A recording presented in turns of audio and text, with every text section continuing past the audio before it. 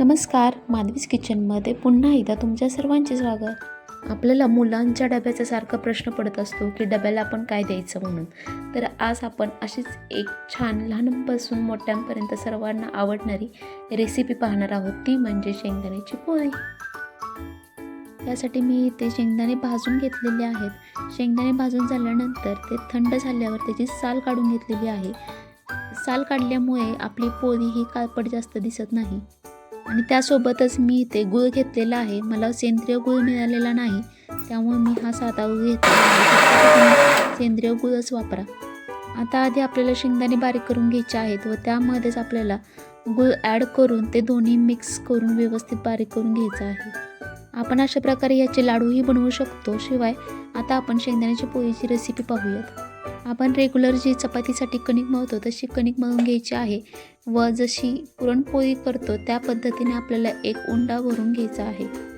गूळ आणि शेंगदाणे व्यवस्थित बारीक करायचे आहेत एकसारखे, जेणेकरून आपल्याला लाटताना काही प्रॉब्लेम होऊ नये. अशा प्रकारे उंड्यामध्ये मावेल एवढं सारण आपल्याला भरून घ्यायचं आहे, म्हणजे आपली पोळी गोड आणि खूप खमंग लागेल.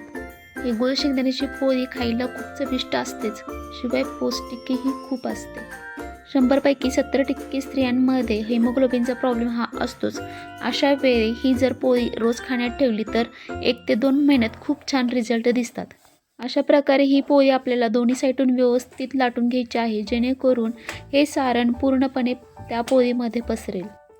जसे आपण शेंगदाणे आणि गुळाची जी पोळी करतो त्याच प्रकारे आपल्याला तिळाचीही पोळी करता येते. तीही खूप पौष्टिक आणि चविष्ट लागते. मी इथं पोळीला तेल लावलेलं आहे. तुम्ही हवं असल्यास साजूक तूप लावू शकता.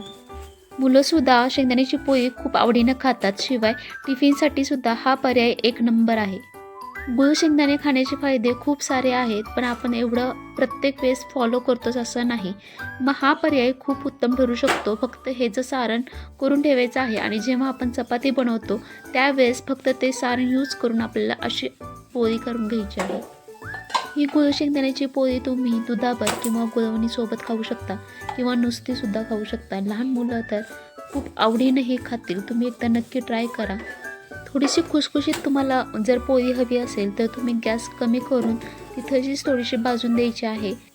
काही ठिकाणी जर प्रवासाला जायचं असेल तर ह्याच पोळ्या व्यवस्थित कडकडीत वाळवल्या जातात आणि या प्रवासासाठी खाण्यासाठी सोबत घेतल्या जातात.